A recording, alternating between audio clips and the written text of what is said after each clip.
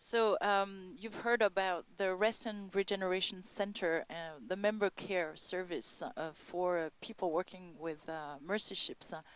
What's your point of view with this a center like this? I think it's an important part. It can be very stressful working in that environment over the long term. I can give a sort of personal anecdote. It's not really mercy ships, but it's similar.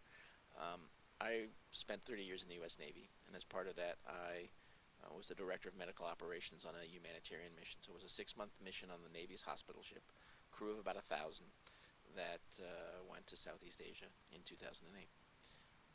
And I spent about 10 months working on that mission in a high leadership position. I was involved with the advance and sort of the planning and the execution. So I spent 10 months pretty much doing this day and night, living in a situation where I was in a shared cabin with a supply officer.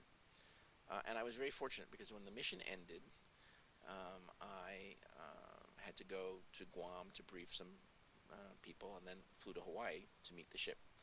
And what was a blessing was that I had 5 days in Hawaii where I had nothing to do. I was by myself. I had time to sort of decompress, relax, sleep, eat, exercise, so that when the ship came back, and my son was fortunate to be able to ride back to San Diego, by the time I got back home, I was ready to deal with people and my family, and because as soon as when you've been gone for so long and you come back, there's all these demands. So that's a similar situation. So it's that sort of personal time and rest is very important.